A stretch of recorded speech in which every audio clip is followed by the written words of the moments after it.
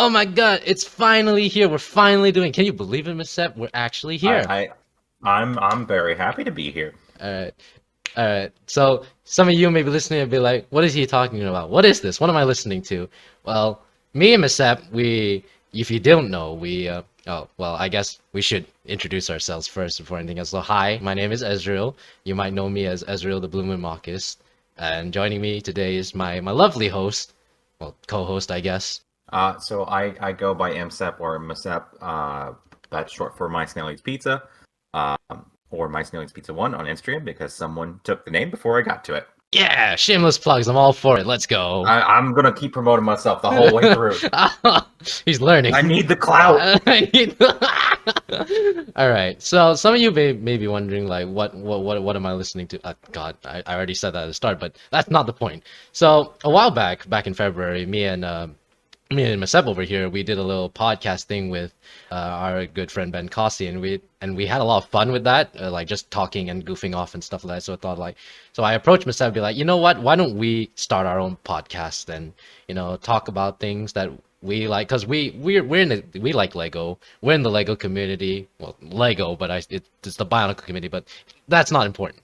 So we're just here to talk about the hobby we like, and for with this, the goals of this podcast is that we want to talk about the hobby, topics that are relevant to the community, events that happen within the same time frame, and we also want to, hopefully, anyways, with this podcast, inspire other people, maybe spotlight some smaller builders or people you might not have seen before, but definitely deserve the attention, because they make some great stuff, and we'll do a little. We'll do a little breakdown of our podcast structure. I'll have Masep do it because you threw me under the bus last time, so this is what you get. I'm sorry. All right, take it away. Yeah, so our general breakdown for how we're going to want things to go, and this is just at least the running plan right now, subject to change, is we're going to have a general topic for each episode we want to go through. We'll talk about that for a little while. Then we'll go into a quick break, and then we'll do a quick highlight on a mock that's hopefully come out in recent time from around when we're doing the podcast episode that hopefully you haven't seen yet, but maybe you have.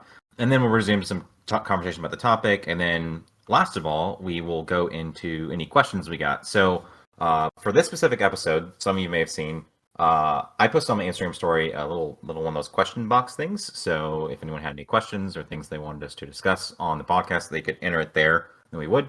So we got a few good questions. Yeah, we'll go into more detail about questions and stuff at the end, but that's all you need to know. We'll get to that later. Yeah. And then at the end, we'll do a quick recommendation, and then that'll be it. I just realized we didn't say who we are. What is this channel called, Mr. Masem?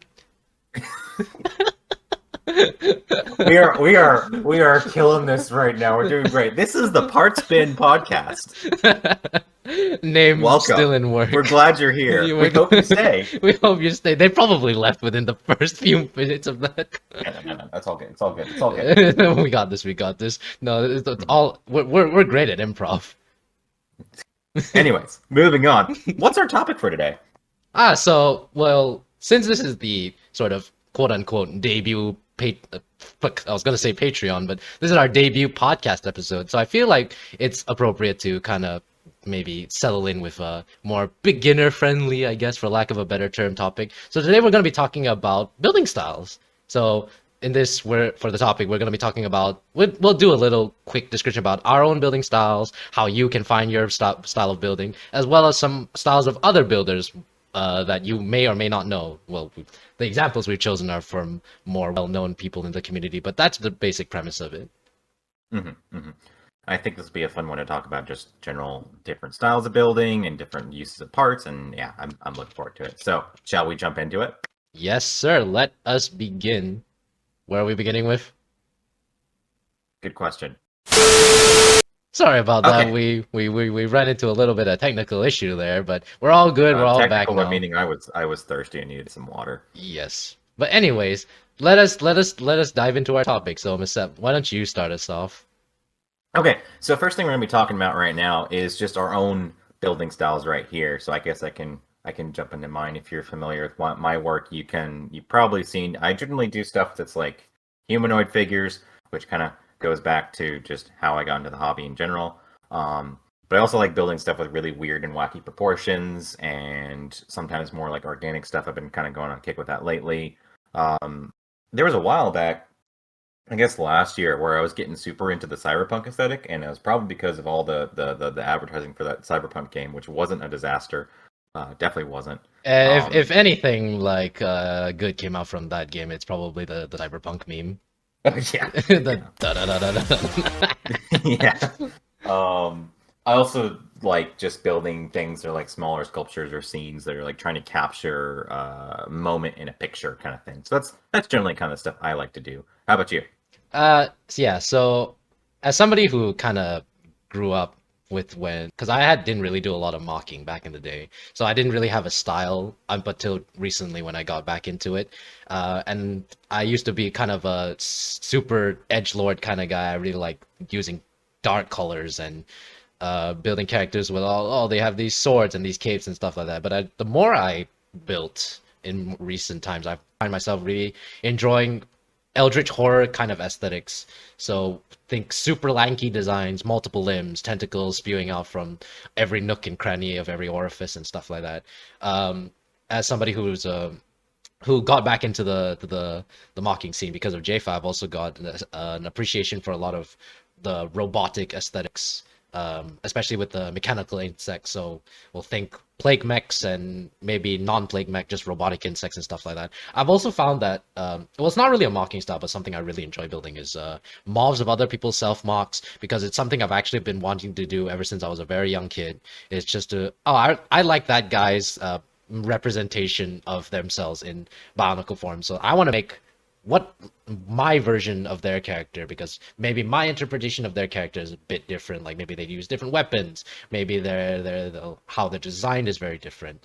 uh I've done a few self mock mobs already of like people like Shadow Gear and Ron Falkers and stuff like that, and I've really enjoyed doing that. I'm probably gonna do more of that in future. I've had some people in mind that I'd like to recreate their self mocks, but I wouldn't say that's so much as a style. It's just something I enjoy doing.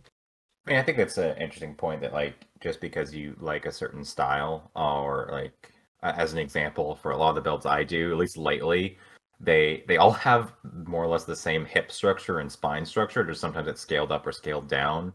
But you can use that for different things. So like I've used it recently for more robotic things, or like most recently has been like a lot of stuff that are skeletal in nature, just because it's built on a skeleton. Hmm. Um, but I found like years ago, when I was kind of in slightly different style of building than I am now, I did a similar thing where it's like the hip structure was the focal point for where I started, and just worked up and out from there. Which on the bright side means that things are generally pretty sturdy on that area. On the downside is that sometimes we just kind of lose our focus when we get to the shoulders of stuff. So those are sometimes less pretty. But Yeah.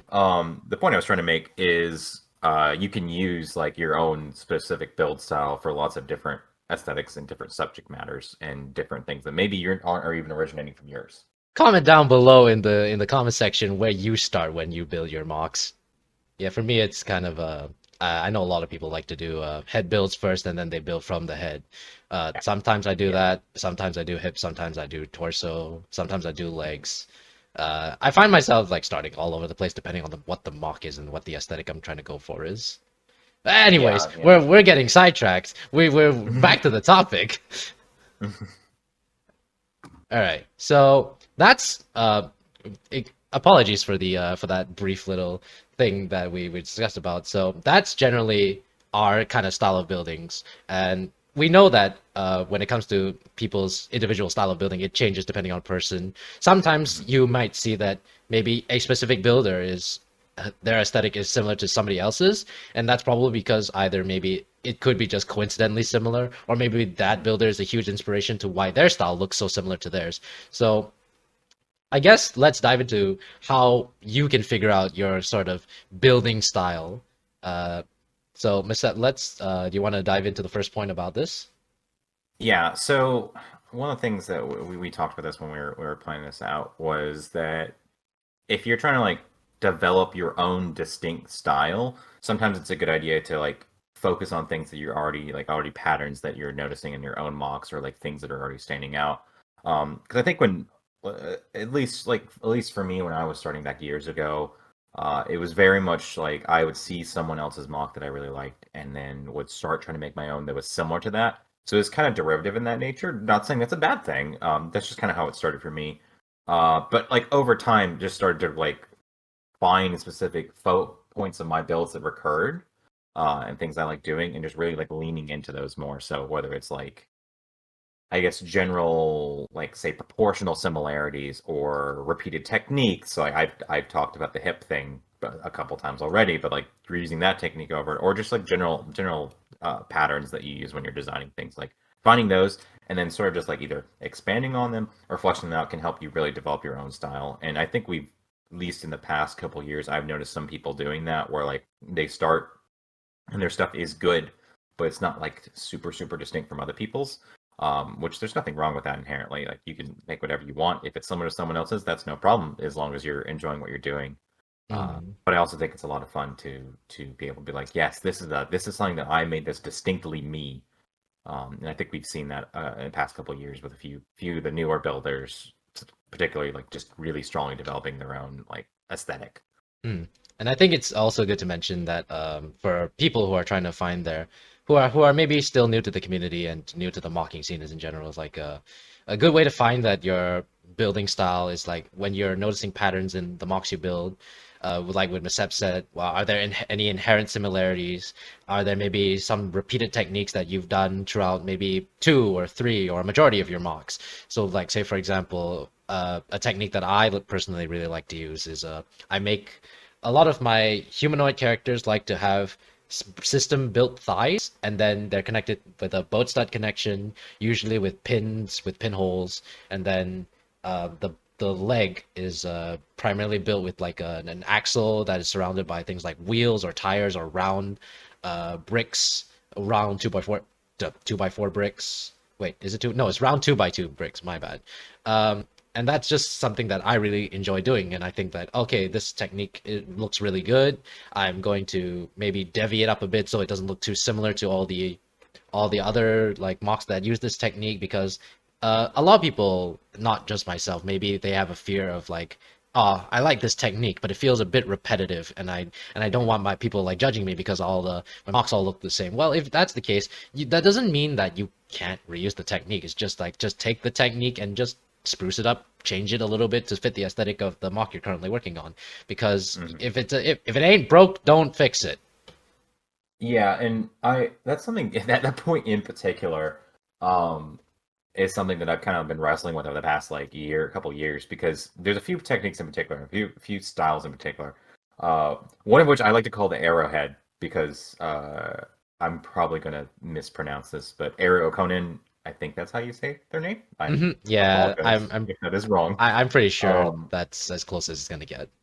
yeah, but you probably if you've been around, if you're like into the hobby, you probably have seen their builds before. They have a very particular build they use for human heads, which is really good for that specific scale. And I remember a couple of years ago, I was trying to make a couple humanoid mocks, and I was just like, I don't want to use this because it's like ripping off someone else's things, but I don't know how to build another one in this style that looks nearly as good.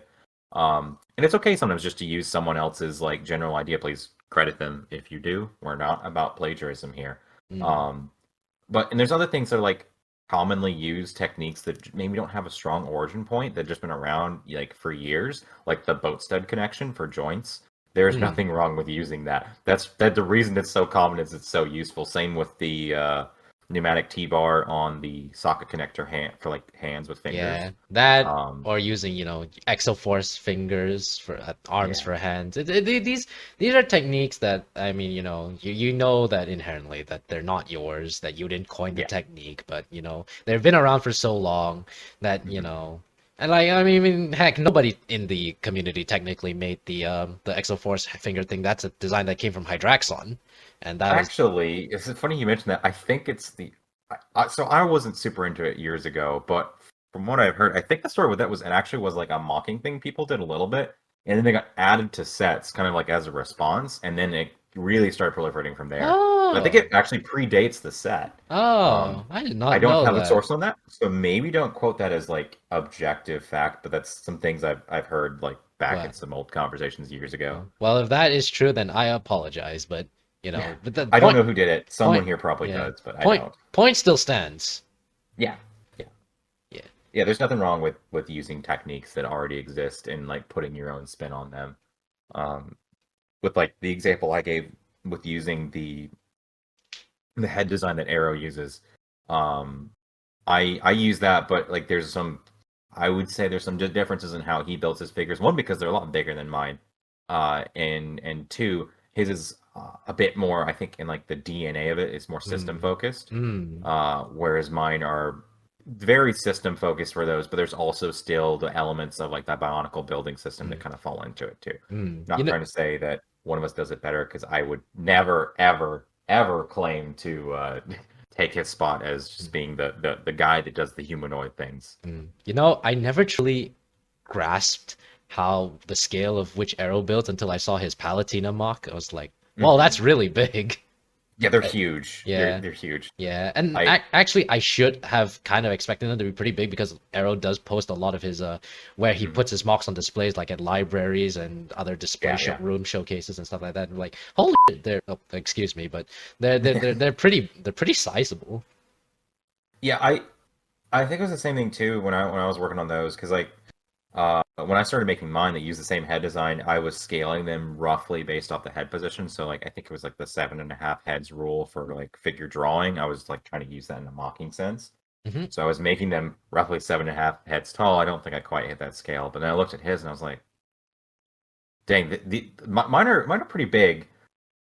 But his must be like at least like 1.5 times as tall as these. These things are huge, which Oh I yeah, find super impressive that they're able like to stand and balance so well, given how big they are. Because like mine already have yeah, trouble as they are, and they're yeah. nowhere near as big and complicated. So, Oh yeah, and I think that's we can get more into that later about because mm-hmm. what Arrow actually does because his sort of building style, and we'll talk more about Arrow a little bit later in a different part of the podcast. Mm-hmm. Arrow, I think, is one of those builders that prioritizes aesthetics over function. So he likes Mm-hmm. to make mocks that are purely for display and not so much as sort of an action figure with like 4 points of articulation in every joint of their body and stuff like that. And we'll Mm-hmm. probably get more into that because we that sort of style of that is in itself is already kind of a style of building. Yeah, yeah, Uh, for sure. yeah. So that being said, we are able to segue to the next part of our figuring out your building style. So maybe so we talked about maybe noticing patterns in your Moxie build, and that in itself could be a building style. But Mm-hmm. another point of finding your building style is maybe there's a specific genre that really influences your building. So as Mm-hmm. mentioned with our intro thing there about how we what kind of style we like to build in. I mentioned before as a when the angsty teen I am back in the day. I I really like to build like super edgy characters. So maybe they have like they make darker, muted, mundane colors. Maybe they have like really giant weapons. Maybe they have an arsenal of weapons and stuff like that. Um, another potential genre that I've mentioned already. Like you can see in patterns when we're talking about genres that it kind of closely ties into what me and myself were talking about with our styles. Horrifying monsters. Something that, for an example, is like with the I did like a little series that started with the Bio Cup, and then I'm kind of doing more on my own time. Is like eldritch monsters. So with the for BioCup, I made this Eldritch Antros kind of thing that had like I took away his legs and I replaced them with a bunch of tentacles. He has tentacles like erupting from his where his Tridax pod is, and like he has an extra pair of arms and like he's got like large set of tongues and stuff like that. I did something similar for Krika, and then I did something similar for the Mock League. You can check out me and MSEP's conversation about with Ben about the Mock League at Ben's channel. Yeah, shameless plug. Let's go. It's a Anyways, plug, and it's not even for us. yeah, not even for us. See, we're selfless like that. Uh, but another example of like maybe horrifying monsters. I don't know if you classify this, Masep, but you may have seen it blow up recently. But a bunch of Masep's obelisk creatures, which you can check on his Instagram page later, it kind of classifies into the horrifying monster genre. I feel. What would you say like your obelisk dudes fall into genre wise? I mean, the intent was to kind of experiment with like I would call it the horror genre of building, which is a little bit weird because like normally when I say horror, I think of like movies, but something like that, something that's just like kind of unsettling to look at. That was my intention with making them. Mm-hmm. Um, so I don't, to be honest, I don't normally go into that kind of thing Mm. normally, and the reason I did was because of the mock lead category we were having to build for Yeah. that round, which was I like gore Yeah. focused. Yeah, but if I remember correctly, you had mentioned that in the podcast we did Hmm. before with Ben that you Hmm. that the original obelisk guy, Ignixodal, kind of stemmed from Hmm. your from you misunderstanding what was the Care's theme about that round. Yeah, I misunderstood. I thought it was like supposed. I think my understanding was that it was going to be more focused on like the organic part of the definition of the theme, like Mm. something that is alive. But then there was also mentions of the gore aspect to it, and I was like trying to incorporate that in like a more subtle way. Mm. Um, so yeah, I think I misunderstood it because I thought it was going to be more like, I guess, just more on the this is something that's supposed to look like it is living, it's alive, it could be moving, but it's also horrific, and less on the just blood and guts everywhere, which was I think more a little bit closer to your interpretation was more skewing that direction. Oh yeah, but Um, I wouldn't say that either one was wrong in what that theme was yeah, about. yeah, Yeah, yeah. yeah. But Another the subcategory of I wouldn't call this a genre, but a subcategory of maybe like style of mocks you like to make is maybe your I guess for the sake of topic, humanoids versus non-humanoids. So Mhm, you've heard with MSEP that he likes to do a bunch of humanoid-based characters. I'm actually mhm, on the mhm. opposite side of the spectrum. I absolutely hate making humanoid characters because of the legs. So I if I can shoehorn a digitigrade leg design, I'm gonna do it. Yeah, It- I did that for a while there. Actually, there was back in, oh gosh, when was it? I guess it was 2020 when I was rebuilding an old Slicer mock I made in 2016 to try to give it some updates. I built another one. And I was like, I don't know how to figure out the legs. I'm just gonna throw an extra joint in here and call it a day. Was it the Ice Um, Planet Slicer? no, this was Yako, I think, which is the one with all the yellow arms. That was from a while ago. Um, I did that with the Ice Planet one as well, but that was for a similar reason that I was like I can't quite make these legs like line up with the proportions I want. So if we throw an extra joint in there, then you won't question it because it's like, well, it's different, so I don't think it's nearly as weird, which I think is a fun point because like making things so that they are proportionally accurate to like general human proportions, I found is very doable, but also very difficult. Ah, So yeah, and in like there are definitely gonna be people who are like butter, like it's not proportional. It doesn't yeah, looks weird. yeah, and I think that like if you can nail that, like go for it. But I found that if you can just not quite nail it, like you get pretty close, but you're not quite there. Sometimes it's better off just to like not even try to go with the direct proportions, just like skew more in an exaggerated direction. And I found that's also really fun because you don't have to be quite as like strict when you're building. If you're like going something that's got weird proportions, you can really skew it any direction you like. Mm. And it's not going to be questioned as much as like, oh, this is like in generally a proportional human looking figure, but for some reason his forearms are twice as long as they need to be, and there's no explanation as to why. Eh, Um, yeah. and I think that's some of the fun I had. Sorry to interrupt, but some of the No. fun I had with some of like the obelisk monsters I've done is that I can play around with the proportions. Like the first one I made had really really long arms but really short legs, and it's like it doesn't have to be a problem that they're weird because it's part of the design. Whereas if I wanted to make something that was like more human, it's just there's that aspect of it that you're gonna have to overcome that challenge of. So sometimes it's fun to not follow rules because you can have more freedom that way. I feel like when it comes to mocking there, you like if you're a kind of guy who likes to set kind of rules for yourself because you enjoy the challenge of it, Hmm. Hmm. then good for you, go with that. But if you're somebody who doesn't want to be restricted by like Hmm. anybody's like rules or anything like that, just build how you enjoy it. Just, nobody's here to tell you how you should and shouldn't build. Which is maybe Yeah. that's your building style. You just which you just like to build whatever you like. Hmm. Hmm. I wouldn't call that building And style, but you know, it is what it is. I mean, you don't necessarily have to stick to one style. Like you can have several that you're working on all at once. Like that, I think variety really helps because, for one thing, if you're doing the same thing over and over and over again, you can kind of find your, at least in my opinion, you can kind of find yourself getting stuck in like how do I do something new that's like in the same thing. But if you do something that's like completely different from what you normally do, you might not nail it the first time or even the second time, but it might teach you something that you can apply to the first thing that you wouldn't ordinarily think about. And like one example of that, I think, is with using different types of pieces.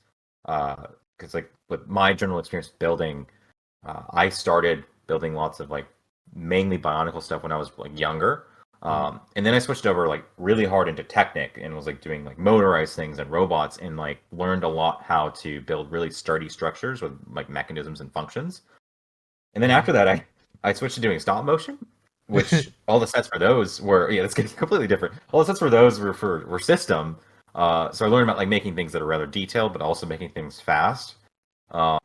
And then eventually I switched back to Bionicle, and then now we've kind of progressed since the 8 years since then, progressed to a combination of all those Yeah. things. So like trying different building systems you don't normally use, I think can be a lot of fun, and lets you learn their strengths, but it also lets you learn how to combine them all into one big wonderful picture. I Man, like to think it's a wonderful picture. That's up for debate though. man, this MSEP is like a smooth transitioner because he unofficially transitioned us to our next part of Yeah, I'm trying our to get us through topic. this list, man. Uh, I mean, we're doing pretty good on time, so you don't have to rush it. Yeah. All right. So, uh, continuing on that, so the next point of our topic is that for figuring out your building style is that maybe there you like to utilize different pieces or different types of building systems, and like what Sep said a lot, maybe he did a lot of experimenting with the different styles of different systems. Like he did stuff with the G1, he did stuff with system, he did stuff with CCBS, and he did Mhm. stuff with Technic. Yeah, excuse me. I guess Technic and G1 would be kind of close, but not exactly. Yeah, I mean, like they are similar. They have a lot of overlap, but I think that if you're building something that's like really into the Technic thing, uh, what I would say that is normally like vehicles or machines, stuff that's more mechanical, and then G1, it's going to have a lot of the same pieces, but they're going to be used for character building. Mm, Um, that's kind of the way I think about that. So like a lot of the stuff that I had figured out from G1 in terms of just general Technic structure, you could pull into the Technic focus when you're going on to more like vehicles and stuff. mm. And vice versa. You can go the other way around too. Mm. And it's something we see a lot with the community is that a lot of builders are identified because they use either one system or the other. So Hmm. some examples of builders that primarily use G1s for their builds. The two I can think of are Gen 1 builder and Trick Mocks, because I noticed a lot of Hmm. their mocks are really heavily leaning into using pieces that Hmm. are primarily G1. Trick primarily likes to do a mix of CCBS and G1, but Yeah. not so much system. While as I think as Gen 1 with Gen 1 builder, I don't see a lot of his stuff. But as the name implies, I'd assume he builds primarily with all the 2001 to 2010 Bionicle stuff. Yeah. From what I recall, the stuff I've seen of his is like mostly could have been built several years ago because it's using a lot of like older pieces. Which Mm, that in itself I think is a fun challenge if you like maybe are shifting gears a little bit here. We can come back to the other one in a second, but if you're maybe kind of stuck trying to figure out what to do, maybe be like, hey, let me put a restriction on, and I'm going to try to build something that can only be built between the years 2001 and 2005. mm, That's a fun challenge, or at least maybe limit yourself to that. You don't have to necessarily go with it, but like I've done that a few times, or like done a thing where I say, here are two sets, I'm going to try to combine them into something else.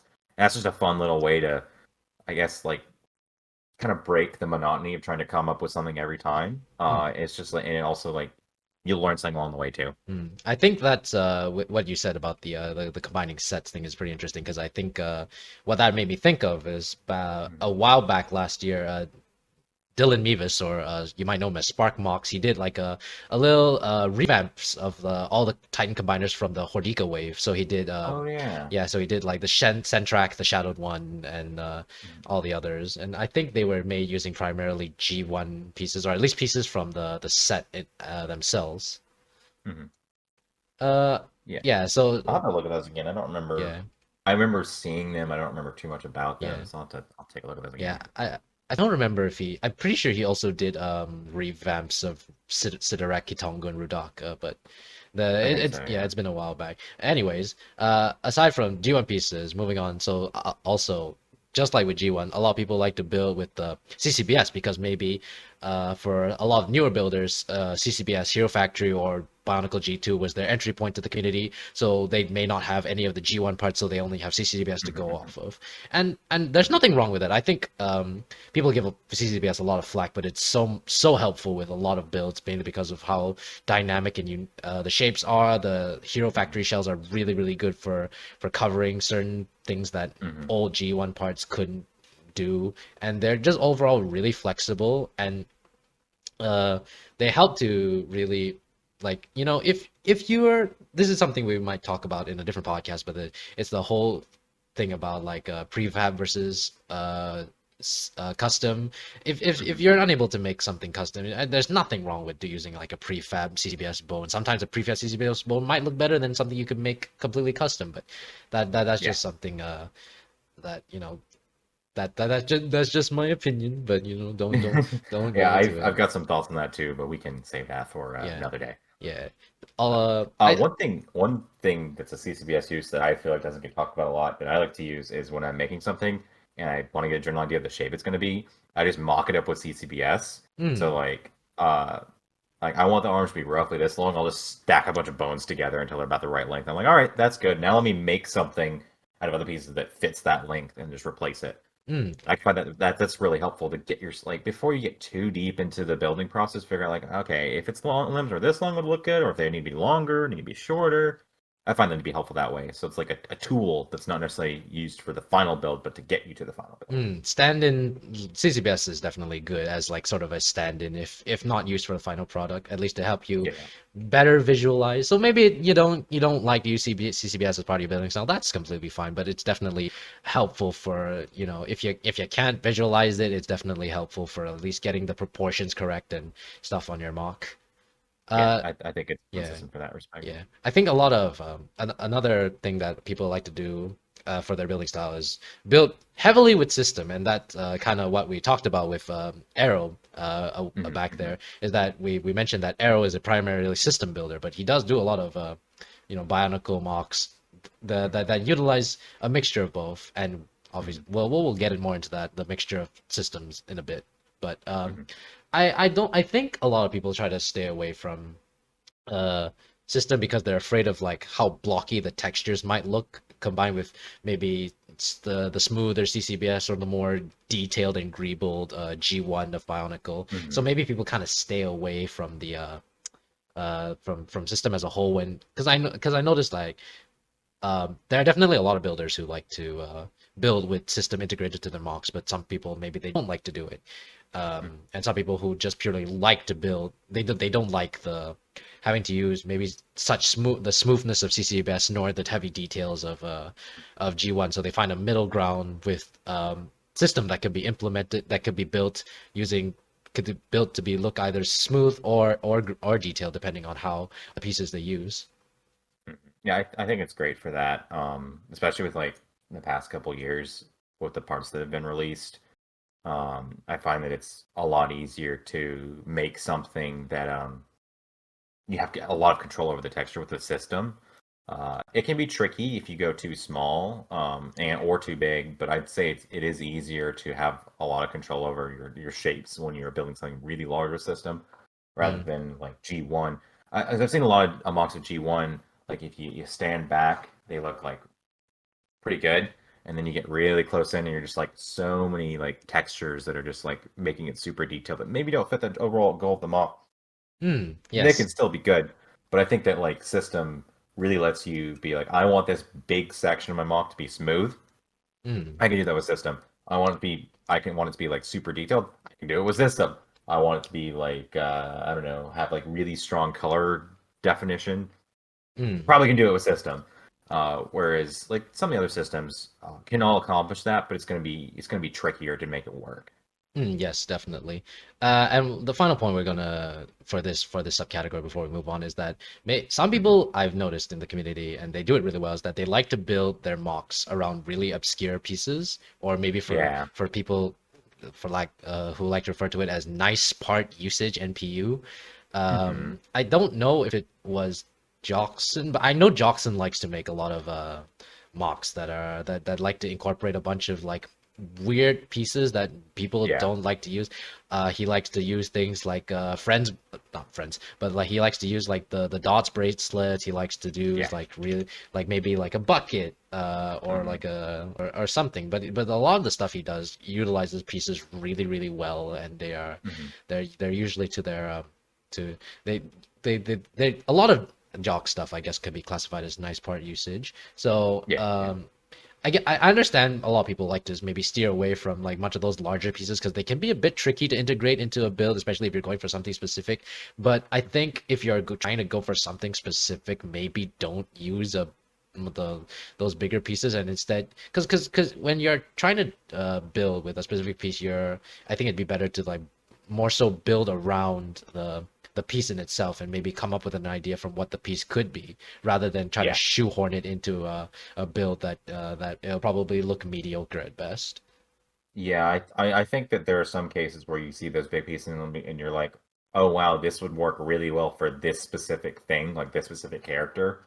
Um, an example, I don't remember the exact story of how this came to be, but I'm one of them that I think is Jafa's Long John Silver mug has really good part usage for the belly, where it's like the balloon pieces. Oh And I'm not sure yeah. which way that started, if that was a I want to make the character so this piece works, or I want to use this piece. Hey, this reminds me of that character kind of thing. But Mm. um.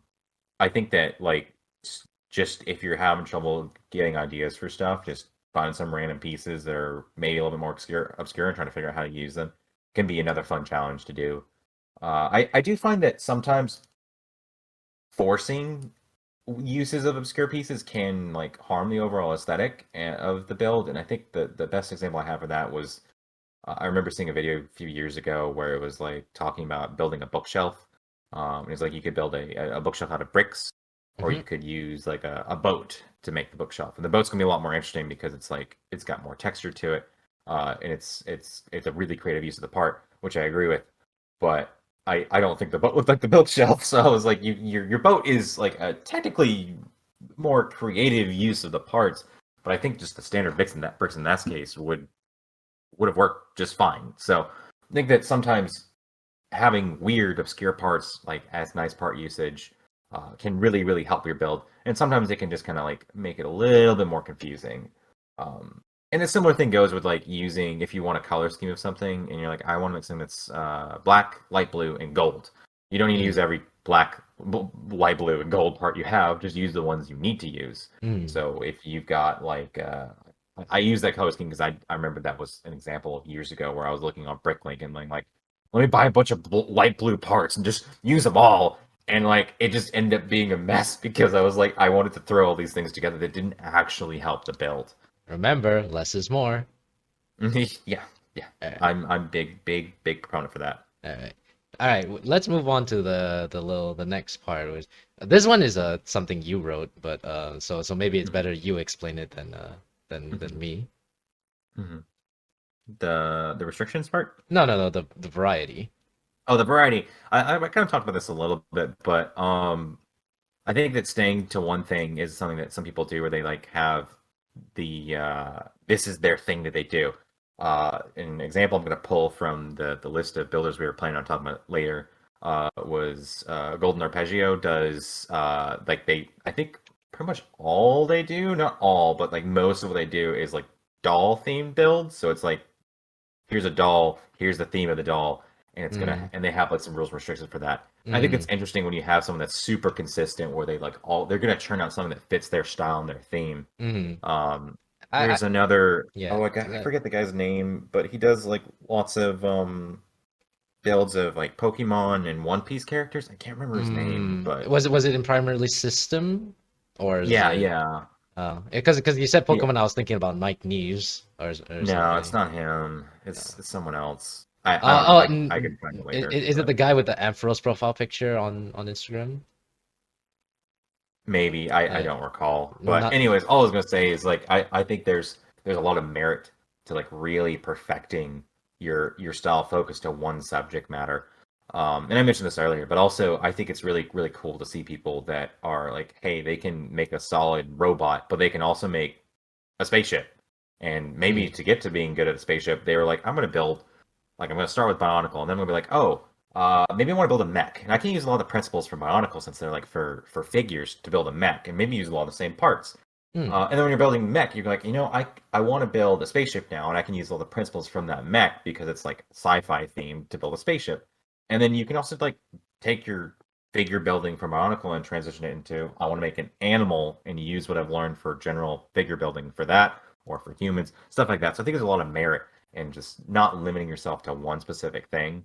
Hmm. Um, Also, same with like going with revamps only. Like some people like to do only revamps, which I think is cool to see a new take on an existing Hmm. set. Um, but sometimes like always having to do a revamp can limit your ideas. Hmm. So I think that like using what you've learned to like how do I make this one thing have its own new unique idea, you can really bring into a new light by starting with a completely original idea. So there's Hmm. there's merit to doing both. Hmm. Yeah, and I think with the whole like revamp thing, yeah, it's really cool to see a revamp, and and especially if it's done well. But uh, we've seen a lot of revamps in the community. Maybe can we see something new? Yeah, I don't want to trash talk people's revamps, but Yeah. I think lately I tend to prefer uh the like new unique ideas to Yeah, yeah, revamps. yeah. No, I'm not And then saying that for that the people's Mhm. revamps in recent years are trash. I'm just saying that, Yeah, well, there've been a lot of really yeah, good yeah, ones lately. yeah, a lot of really good ones like the Toamata revamp, the Glatorian revamp, There's a the certain Fen. Vaki collab recently that I thought was pretty solid. Oh, So. yeah, Eh. yeah. I mean, not everybody will agree with you, but thank you. But um, yeah, no, no. I mean, the thing I like about those is the thing I like to see in revamps now is like you have an existing concept and you put some really weird, like really out there twist on it. I really like that. Yeah. It's like you can incorporate like, oh, I see little pieces of this character, but like it's still its own unique thing. Yeah. I'm Um, those are the types I prefer. Yeah, pretty sure Mertens caught everybody off guard when he sent whips of his Vaki to the Yeah, that one collab group. was that was that It's was it's a pangolin. What? That's not a pangolin. Uh, I didn't think pangolin when I saw that, but I I thought guess it it. kind of does have Yeah. the posture. Fun fact for those of you who have seen the collab, the back head legs of Mertens Vaki was actually supposed to be his Vaki staffs, but he repurposed them into the like rock climbing shoe legs for the back. Ah, Yeah, yeah. He sent in his he got quite started quite early with when he built his Vaki, and he posted hmm a lot of the hmm whip stuff. Anyways, we're getting off topic Anyways, again. All right, so the last hey. thing Mhm. before we go on break, we're gonna talk about the last part of our whole finding your style thing, which is restrictions. So this one Mhm. might be a little bit more on the controversial side for a discussion of topic. I'll let MSEP handle like the more controversial areas because I feel like he has a stronger opinion about it than I do. Yeah, I mean, I had a rather intense conversation yesterday with someone about that I know you saw, Yeah, but oh yeah. um, so some of the restrictions I was thinking of when I put this little thing on our little list of topics to talk about, was legal versus illegal building, and what I mean by that, for those of you that are less familiar with the hobby, so there's a concept of legal connections, and legal connections are ones that Lego will use in their sets. Mm, Um, those typically do not stress the pieces, though there are some that are kind of in a gray area. I know they've used the plate to stud connection where you like the 90-degree one that they've used that ages ago and in some recent stuff, but that's a weird gray area. Um, and there's also illegal connections. So what those are ones that aren't going to be used in Lego sets, and that can range from just like I'm not actually connecting a part, it's being held in by other things, but it's not stressing the part, to something that stresses the part. So like I'm using a connection to something that it wasn't intended to connect to, so it might be bending the part a little bit. mm, The one that I know people like to talk about a lot is the Technic connector, like U connector block to a ball joint, which I personally don't use that one because it scares me. But mm, I know that's also less likely to break than a 2008 joint. So I kind of don't really care if people use that or don't. mm, But I know it's like some people really like really prefer not to use illegal connections. And my thing is like I like people to use what they're comfortable with. Like if I just said right then I don't use the U connector to a ball joint one pretty often, mm-hmm, or at all, because I it does like visibly bend the part, but I am perfectly fine using it on like a slicer head or a foot to a ball joint. I've done that before, and that's not intended, but it works and it's not super stressful on the part. mm-hmm, And I also think that like illegal connections can allow you to really like push the envelope for what you can do with the system, where you can like find another example is the slicer visor. That connects to that is meant to connect to one specific part, but some people have found out ways to just jam things in between it so it'll attach to other Mm. things, Mm. and then you can, yeah. So I think you can use those for like a really good way to really push the envelope for what you can do Mm. and make things that you just couldn't do otherwise. But obviously, if you're not comfortable with the connections, don't use them. No Yeah. one's making you use them. Mm. I guess I should bring this up now because it kind of falls into this whole it was non-legal. How do we feel about like using rubber bands for like connections and stuff like that? Like it's either I like mean, wrapping it around to hold them in place and stuff like that. yeah, I mean, I personally don't have a problem with them. I've done that multiple times. That wouldn't be readily apparent. My one of my BioCup entries from last year used a rubber band to hold on a very important piece, but you couldn't really tell unless you looked for it. Mm.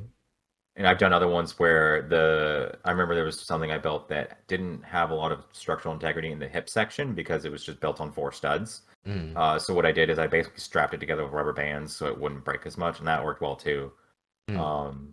So like I personally don't care. The problem I have with rubber bands now is the old ones just break all the time. So it's like I would use those connections more often, but even like we're talking from a rubber band from like 2001, they just they just break. It's very frustrating because it's like I want to Uh, use something that's built by Lego, but they keep breaking, and I'm not even doing anything to them. I just sneezed at it and it fell apart.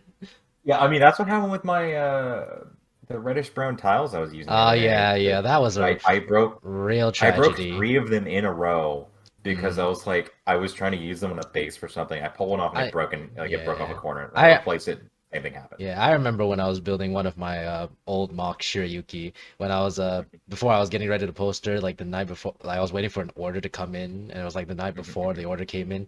I was touching some parts of the mock up and then I cuz one of her main color schemes is dark red and I pulled on one of the 1x4 dark red plates and it broke. It snapped. Yeah, I that well that's a point I find interesting because um so Lego's not always consistent on their parts quality. Normally they're pretty good, but occasionally you'll get stuff like the Lime of 2007, 8, where it Uh, just snaps at if you look at it the wrong way, or like the reddish yeah. brown from whatever that was, or the dark red. All those had Yeah. issues with the plastic integrity because like the casting temp molding temperature was off or something like that. Yeah. Real So real shame. yeah, but I find it interesting because people like are really against using some connections that are way less likely to break than existing Lego parts, which I'm like, I get where you're coming from, but at the same time, I'm more comfortable doing this in a legitimate connection with a weak part. So Yeah. All right. So the next part in this whole restrictions is so we know that a lot of people they may not have the access to the most mm-hmm. parts or maybe they're still young. They can't order parts through eBay, Lots or Bricklink and what have you. So Mm-hmm. we're going to talk a little bit about physical versus digital. So this might be a little bit well, I don't know if controversial is the right term, but I know there are a lot of people who don't really regard digital building as real building. I don't know Mm-hmm. what's up with that, but I don't really have a problem with it. But Yeah. there's obvious like disdain in the community for it. But I think a lot of that disdain is unjustified, mainly stemming from the fact that digital builders have access to parts in colors that do not physically exist. So I guess you could kind of consider that like a sort of a quote unquote dis unfair advantage. But I don't you for that to be the case, it have to have like some kind of context behind it. Uh, Yeah. but the thing is that I think digital builders are no less talented than actual physical Yeah. builders. Sure, they can do stuff like clipping, and that'll tend to make the mock look way better than it should be. But let me direct your attention to for those of you listening to a mock that you may not have thought is actually digitally rendered, but actually is. So you may know of a little guy named Cesium. So what he did for the Cardinui collab is he did a revamp of Makuta Icarax, and on paper, like if you look at it from your screen, it looks like a mock that a physical mock, but it's actually digitally rendered. Hmm. It is so seamless in its digital render. You'd think it was a physical mock. And Cesium has stated that it is actually physically possible to recreate Icrax one for one, Hmm. for physical to digital, no clipping required, I believe. And it's like it, and that's what I was going about, is like that you don't dismiss digital building just because, you know, maybe their arsenal is wider than the average physical builders, because like there's still amazing things they can do with digital building. And also digital building is really good for like getting to, because maybe you can, let's say you can order the pieces, but you're not sure if like maybe a piece will work for what you're going for, or maybe the technique you're trying to that requires you to order lots of pieces might not work out. So maybe, so doing things like Studio.io and Hmm. all these other like digital building platforms is really good for helping to get a, if you can't visualize it in your head, visualize it through building it digitally, I guess. I think that digital has its own challenges because like I can try a bunch of weird connections physically. In digital, you've got to know which part you're looking for, and then it's just harder to try. I Mm, guess like just a freeform build, I feel it's a lot harder in digital than it is physical. So like it has its own unique challenge. I kind of think of them as like very similar but slightly separate genres where they all have their own unique challenges that make them a little bit tricky to compare. Um, but they're both definitely valid. And mm, I think that like some really cool stuff can come out of digital. And like one of my favorite things that it's kind of a running joke of the I can't tell if this is real or a render or not is I think a lot of fun because it's like someone takes a photo in such a way that looks like it could be rendered, or someone makes a render that's just so good it looks like it could be real. I think it's a lot of fun that we've gotten to the point where that is actually a legitimate discussion. mm, But I think digital's cool, especially mm, if like I think you mentioned this earlier. I know a few people that the part of the reason they do digital is because it's just really expensive to get Lego in the country where they are. So if they want to keep their hobby going, that is the option that they have, and that is the only option. mm, So like, even if that's not your only option, there's nothing wrong with it.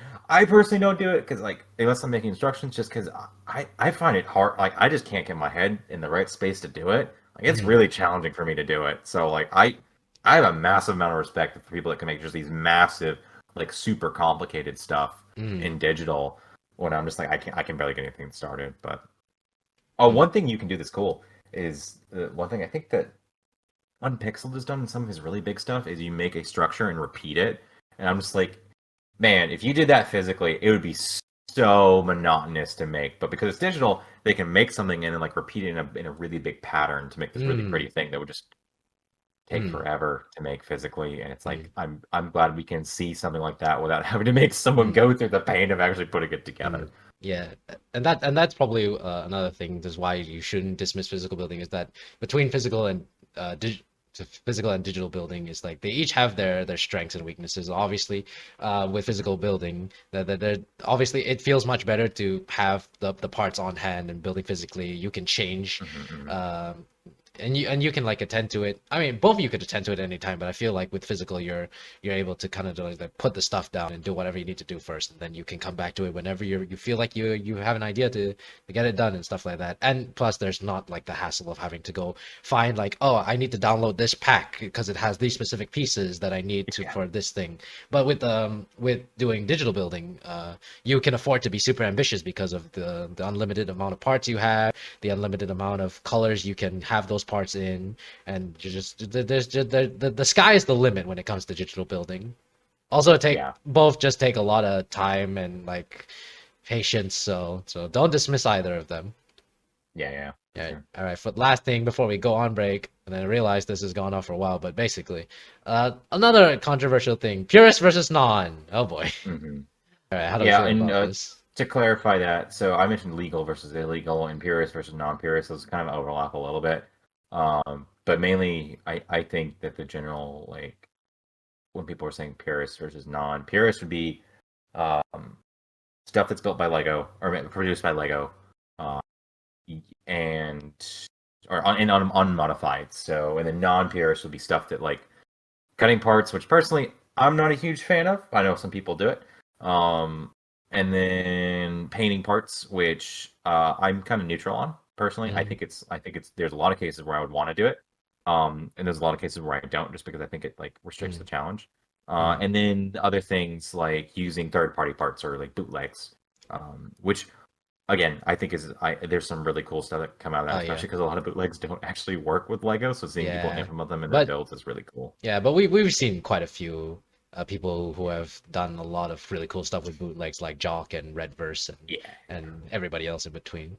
Yeah, and I think Um, that these are all down to preference, right? Like I mentioned, I'm not huge on cutting parts. I know some people can do some really crazy stuff with them. Like I think it's mm, Fluid Sheep is the name on Instagram that just mm, makes essentially kit bashes with Lego, and they're just really impressive to look at. But mm, they're not purists, but it's still just like this guy's got a lot of talent to just make whatever he wants, mm, and he's willing to do whatever he needs to get it, which I don't mm, have the fortitude for that. mm.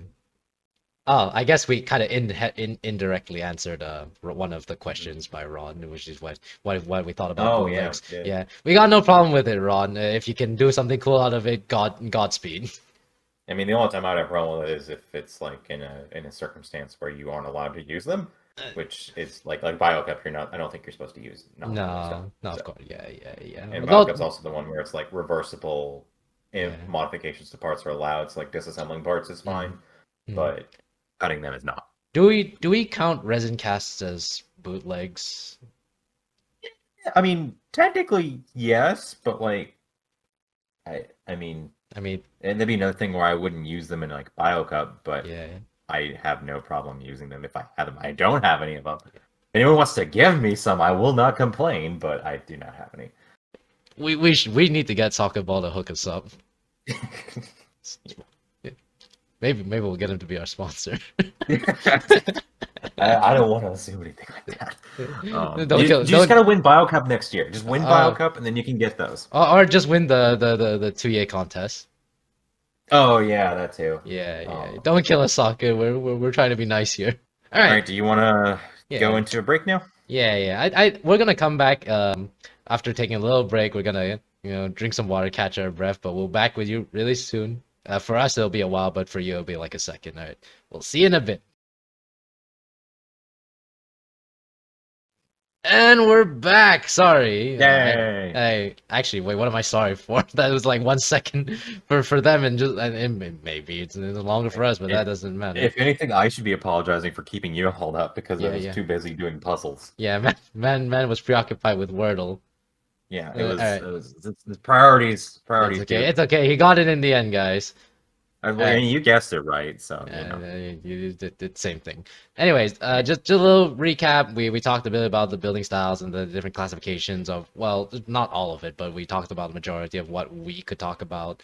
We're a bit we're cutting it close on time, but we're basically we're gonna do a little mock spotlight, and then we're gonna segue into some examples of builders and their styles, and then we're gonna answer some questions, and then we're probably gonna close it off there for this episode.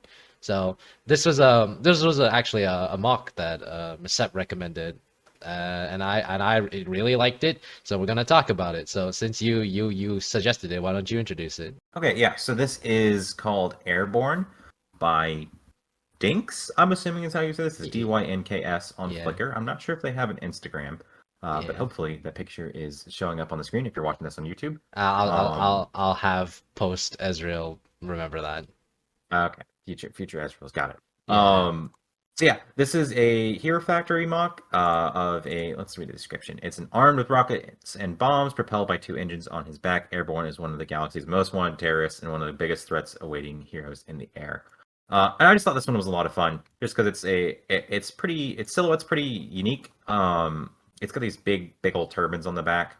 But especially I liked how it used lots of like different colors, but they were still pretty well organized. So it's got like the yellows on the fingers and toes, and a little bit of highlights here and there. And it's Mm, got the teal on the upper body with the arms and head, and then the splashes of red and orange. I just really like this one because it's got like a really distinct silhouette and like strong colors, and it just looks like a lot of fun. Also like the whole gas mask, pilot mask thing he's Mm. got going on too. Mm. Yeah, that's one of my favorite pieces to use in Moxon all time is that brain attack visor. I think it's really cool. Hmm. I've used it a lot myself, and I've seen Hmm. a lot of people really use it well, and mostly for things Hmm. like masks and visors and what have you. But it definitely fits its intended role in multiple ways really well. I also really like I believe that's a slicer foot that it uses for the face, but Yep. I'm not sure. You're the Yep. slicer expert, so you would know. Yeah, that's what that Yeah, is. yeah. I would assume that a lot of the yellow in the color scheme, I don't know personally because I don't know what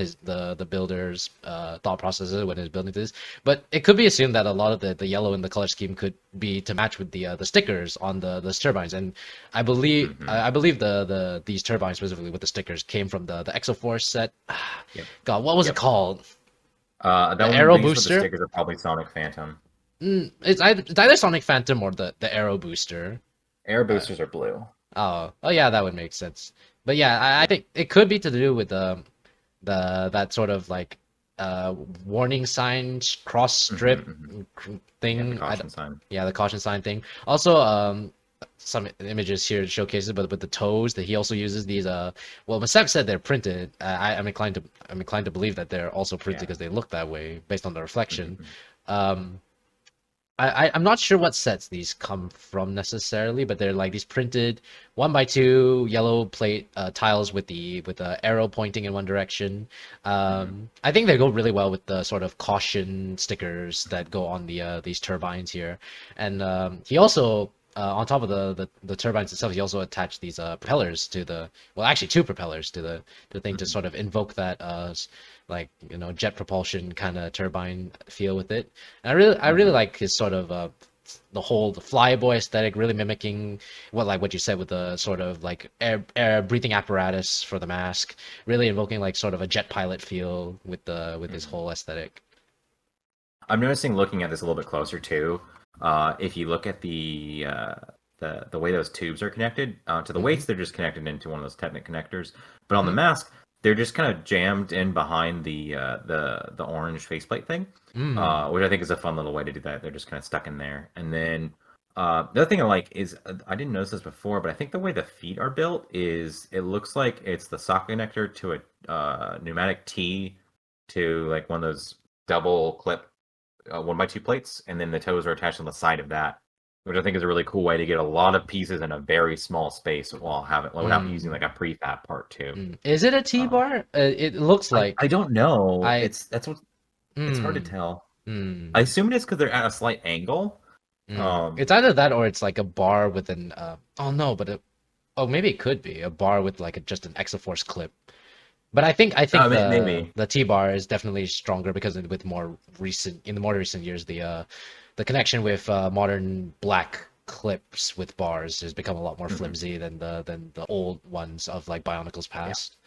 But yeah. It could be either. yeah, it's still a really cool design. And I also Hmm. really love the use of all this teal because teal maybe is a bit of a rare color since it was Yeah. recently brought back in things like the Jungle Dragon. They're actually technically called dark turquoise, but I guess teal is kind Yeah. of like what the community coined it as. But Yeah. that's besides the point. It's really beautiful colors and a lot of really nice dynamic color uses in this MOX. And definitely go check out a bunch of Dinks' stuff because he does a lot of really fantastic stuff, and he may not get enough recognition for it, honestly. And I'm there certainly gonna keep track of like the stuff he builds if moving forward, and you should too. Yeah. Yeah, for sure. And that Um, will. Oh, do you want to say something? The only other thing I had to add was I appreciate the use of just normal CCBS parts. He's got like a custom built torso that's pretty interesting. He's got just some little CCBS limbs. They're not super complicated, but they work for figure this scale, and I appreciate that he's not like trying to overcomplicate it. And I think it works really well with the I aesthetic. Yeah, So and I think pretty quick there. this mock is a really good it really encapsulates the when we were talking about the legal versus illegal with the tube connection just being shoved onto the mask as well as the using prefabs over custom limbs. As you can see Yeah, with yeah, like for sure. just the beauty of using just prefabs is like the legs just it's just three bones that are armored up, but and with Lemicep 7 at a mock at this scale makes really good use of it and it doesn't look Hmm. out of proportion or anything. It works really well. Hmm. All right. So Shall we move on? Yeah, well, we were supposed to segue into the next part, but I don't think Oh, the things is I had the segues down until now. but that's okay because I'm gonna really enjoy talking about this next part. Okay, So for the next part, go me and ahead. Miss Seb, we were gonna talk about some examples of builders and their styles. So Hmm. we did a little bit of example with that. With us at the start, we talked about a bit of our styles, but you know, Hmm. this podcast isn't about us. This is about showcasing some of the wonderful creations in the community and stuff like that, Hmm. or whatever have you. So each of us, me and Masette, we picked at least one builder each that we really wanted to talk about, because maybe because they're really good examples or just people who really inspire us. And we also settled on one builder that we both agreed on that we feel like could be a really good example for this topic. So I guess we can start off Hmm. with the one that we both agreed on because we've already brought him up several times in this podcast. It's a Hmm. lovely man, Arrow Conan. So we've mentioned that before that Arrow's style of building is very much pure system most majority of the time with an interesting nice part usage focus as a lot of his mocks despite being pure system they also integrate a lot of system elements that are maybe uncommon in a lot of building, especially since Arrow, despite being a primarily system builder, he builds more towards figures rather than displays and stuff like that. Hmm. I mean, he also does a lot of like architecture builds, like really detailed, large buildings. That Mm, those are less frequent, but I always like seeing those come out from time to time. mm, But yeah, his figure's the main reason I threw him on here because he's just got like such a distinct style. And one of the things I really like that he does is each of them like you can always tell that it's an arrow build when you see it because it's mm, very distinctly him. But they mm, all like have their own unique character designs or very like or their own unique identities. Whether it's they might be having similar clothes, but they'll have like very distinct hair, or they might have like more similar hair, but like their clothes just have really these very unique color schemes and just these crazy wild like eye-catching color schemes and really creative use of parts in a lot of them. So like there's I feel like in most every build he's done that I've seen, there's always something I'm like, wow, I never would have thought of using that part in that one specific way, or I never would have used these colors together in this specific way, and it's does not disappoint. So mm, I really like that, and like also all the techniques he used are pretty easy to tell what they are from the outside for like the arms and stuff. But mm, they still do a really good job of like capturing what you need to for a figure out the scale. So it's one of those things that like you don't always have to like do something mm, that's super complicated if you've got something that works. And like he mm, uses a lot of the same techniques over and over and over again in his builds, and mm, every time it's still something new. So mm. I really like that about him. Yeah, and it kind of ties his you put down that he does like very similar heads and limbs and body build and stuff like that, which is Mhm. which goes back to what, like when we started talking about this topic was about like he does with the repeated techniques, inherent similarities, design patterns and stuff like that. And Arrow Yeah. manages despite using like a lot of the frames I assume that he builds on are very similar in proportion and how they're built, but Mhm. yet like we said it's about you know if you don't want it to be inherently similar you can always change it with a bunch of stuff Mhm. whether it's how they look with different colors, different pieces, part usage. Like it's like you're using the same frame, but you're always using it for something different, so that they all their distinct character and they're all different from each other. But you can instantly tell from the style of the mock that it is identified with this one builder. Also, Mhm. crap, what is the one to talk? Yeah, there's something I want to talk that with a Conan, Arrow Conan is kind of like with how Patrick Biggs is sort of like the guy who builds like a lot of the clothing and coats and stuff for his mock. Arrow also does a lot of sort of clothing, but unlike Patrick who does things with like flex tube and extra force arms, Arrow focuses on making dresses and clothes out of system. Sometimes they're Mhm. plates, sometimes they're uh, what's the panels and sometimes there's Mhm. slopes and stuff like that and he does really good job of it. He's made several different sort of clothing design. He's made like very short skirts, very long skirts, Mhm. sometimes he's made robes, armor and all everything in between. So I guess he for like if you could kind of see this he's like the Patrick Biggs of the community but system instead of a lot of the technic stuff that Patrick does with his clothes. Mhm. And just another thing, just because Arrow does a lot of primarily system-based mocks, he also does dabble a little bit with construction, whether it's G1 or Mhm. CCBS. So I'm pretty sure if he wanted to make a mock that primarily was construction, he definitely would have the ability to do it, and he'd pull it off really well. I think one of the examples of a mock that he's made, which was mostly construction, was his mock Dust Settles that he Mhm. made for a Secret Santa for Loki. Hmm. Yeah.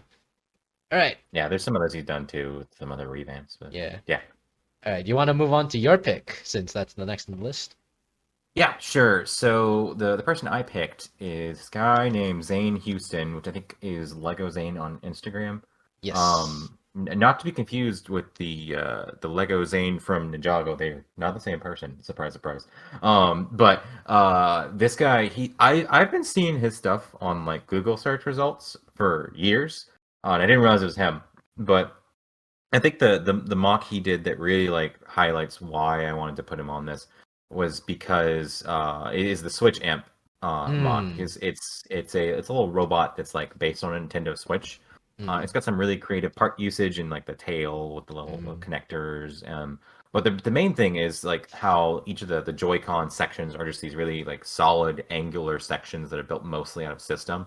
And I Hmm. think that's what he does really well in some of his like mech builds is they're just really like large chunks built out of system that are very angular and very clean in their colors, but they like make a very striking presentation. And that's one of the things I really like about him. And he also does some really cool stuff with like asymmetric builds and like just really large scale mechs and robots that are just externally mostly system. I'm sure there's a lot of stuff going on underneath that we don't see.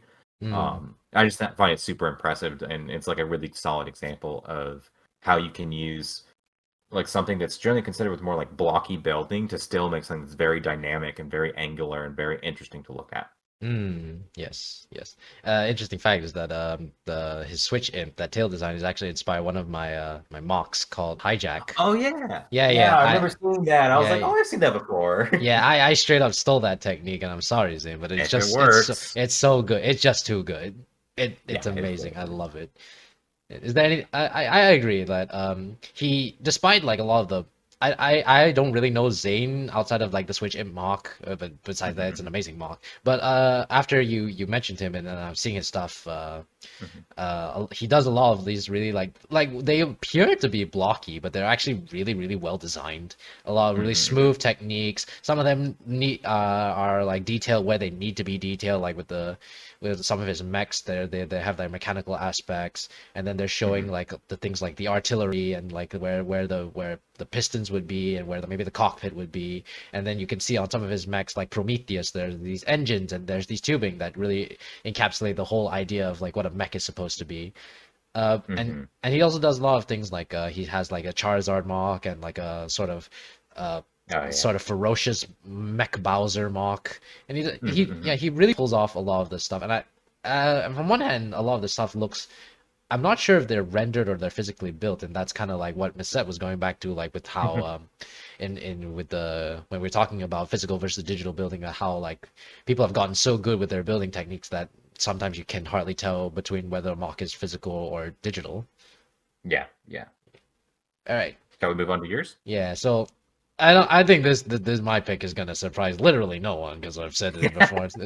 So the guy builder I picked is Jafa. Surprise, surprise. I just can't help it, man. That's how much I respect and love Jafa as a builder. He's literally the guy who got me back into mocking. So if you haven't heard about Jafa, you're what are you living under a rock?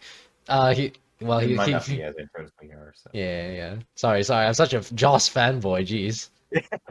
So Jafa, one of he's is I think regarded as one of the best builders of our time. He specializes in things like mythical creatures of varying scales. You might have seen one of his most impressive mocks ever made, which is his Dagon the Great Leviathan, which was this giant azure. I want to say it's azure, Yeah. dark azure, purple and a mock that is just this big giant sea leviathan. Some people call it a dragon, but it's Leviathan. And he does a lot of stuff. He's done things like griffins, goat demons, and stuff like that. Uh, you also might know him because he pioneered the Plague Mech series and has made a variety of robots of different designs. So yeah, he does, as you can see, if you go to his bio. Oh wait, maybe he changed it because I think he changed it to he changed it to the Lego Masters thing. Damn it. Yeah, basically his bio used to basically said Lego robots and creatures and more and stuff like that.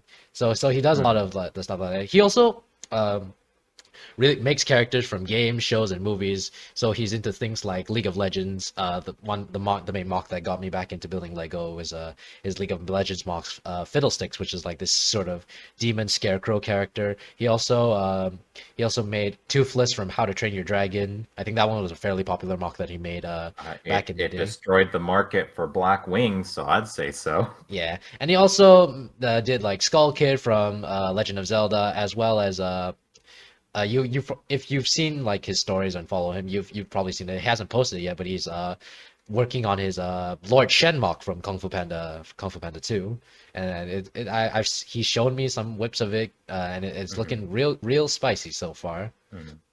And also, he's on the Australia Lego Masters season this season, so like there's Yeah. been some really cool stuff coming out Yeah. of that from Do you know? builds that him and his brother did. So Did you notice that there have been a lot of people getting recruited into Lego Masters recently? yeah, I mean, I was Yeah. almost recruited for that, but then I found Uh, out what was required to be on that, and I was like, he'll eh. he'll an opportunity arose, and unfortunately And due to I said no. yeah. I wish I had a Lego Masters here in my country, but I probably would be invited anyways.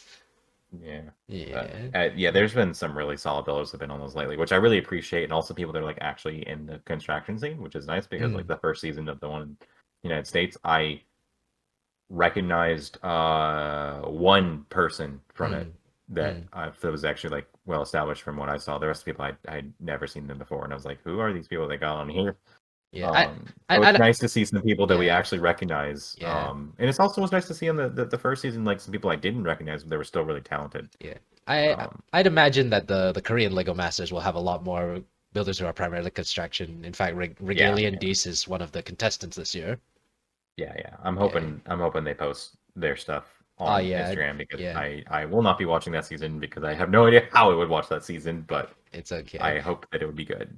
Yeah, but speaking of which, Jafe has pretty much every build he's done with his brother on Lego Masters on both his and his brother's account. So if you wanna check out some of the impressive stuff they do, go check it out. hmm Yeah, hmm no more shameless plugs. Anyways, all right. So Well, those we are our picks for our builders of the session this time. builders of So the session. Sorry, we and know. we'll never speak of them again. Yeah, I'm sorry we picked the. He's like, we're tired of these people talking about these big builders. Show us something we haven't seen before. Well, we had that one mock, the airborne. Yeah, true. I don't think a lot of people have seen that. At least True. Yeah, I mean, obviously I saw I it. surely haven't seen it, but yeah, we promise we'll do more spotlights on smaller builders. Next week is we're talking about No Trump problem. because No, no promises. We can't promise you that this will be monthly or we can definitely tell you this. I set a time frame. I'm so sorry. No, no. Well, you'll expect us whatever. All right. Yeah, Shall we we'll have some. shall we move on to the questions? Because we actually have Yes. gotten quite a few, and I'm pretty excited about these. Yeah. So I mentioned this earlier, but we put up some questions, a slot for asking questions on our Instagram pages before this. So thank you for everyone that put yours in. Yeah. Our first one is from Alex Mox, which Alex does some really cool stuff. He's been really fun to watch over the past couple of years. And it was what are some sources of inspiration for you? So would you like Yeah. to start with yours? Yeah. So, we've already mentioned some of the builders that kind of Mhm, mhm. inspire us. I won't mention Jafa again because I think I fanboyed enough in this episode. But I draw inspiration from a lot of the people I've gone close to building over the last year. So obviously my boy over here, MSEP, I draw a lot of inspiration from the stuff he does. I really like that.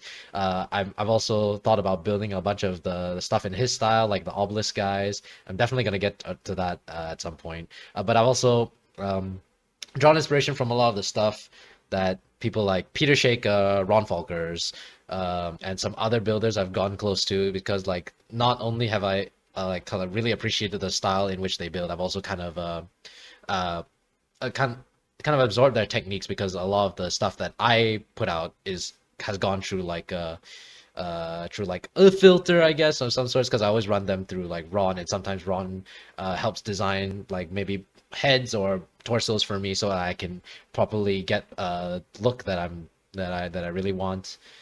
What about you, Masep? What kind of builders inspire you for building mocks? I mean, we mentioned a lot of them.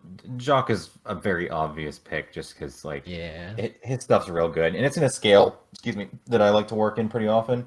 Mm-hmm. Um, so he's a big one. I don't Mm-hmm. think I need to really talk too much about that. But Mm-hmm.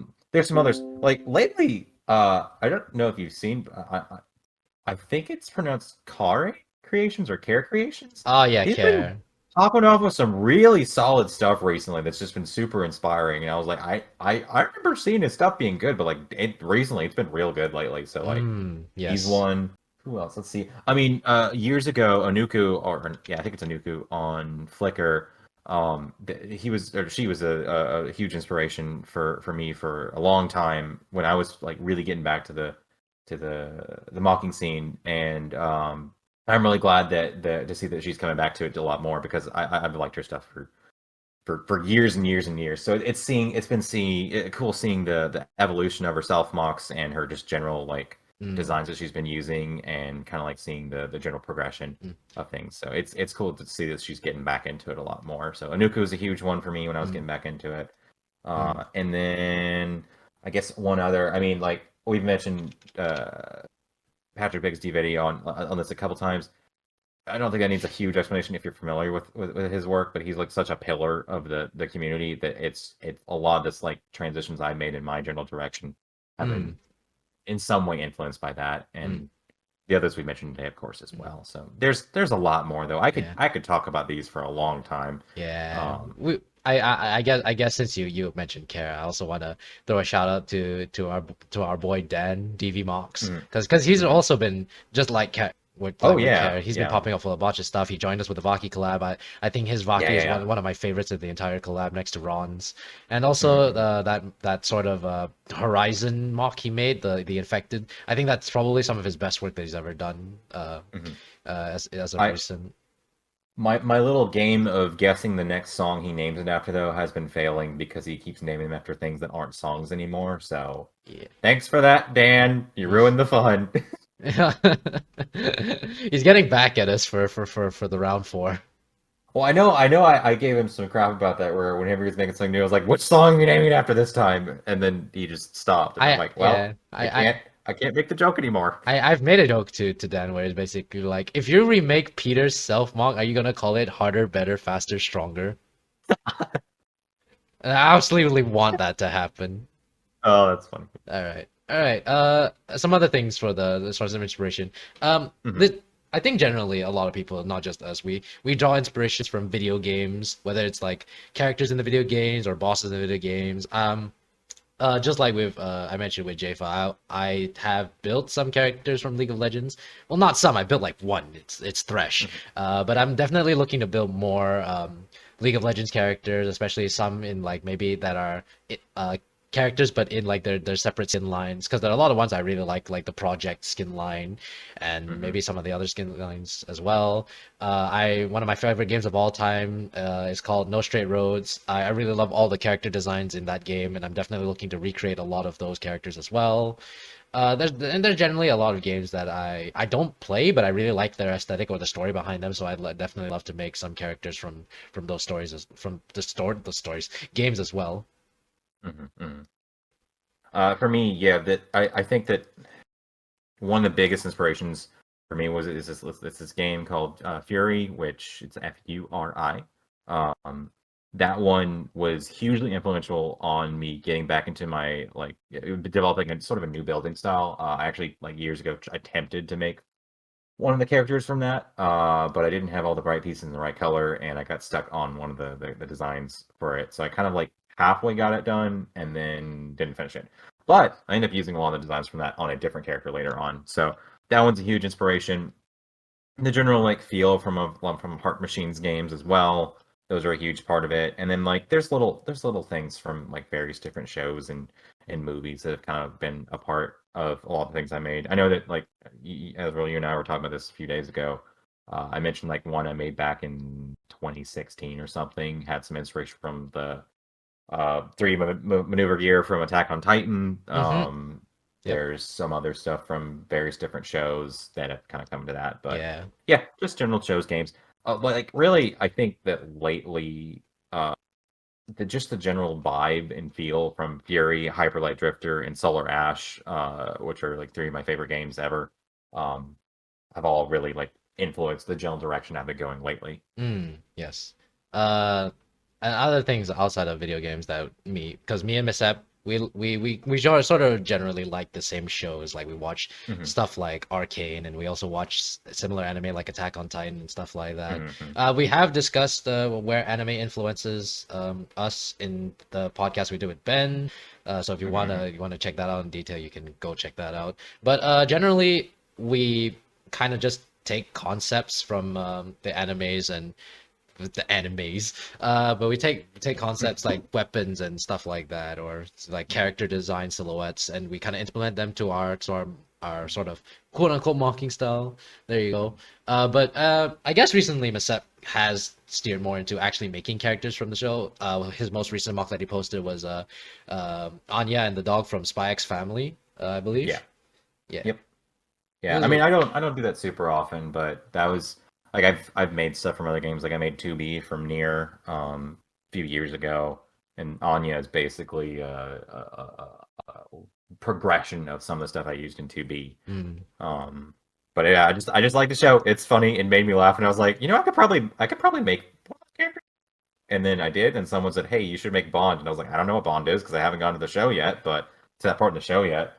So I googled it, and I was like, "Oh yeah, I could pull off a dog. Yeah, let's do yeah. that." When are we gonna get the parents?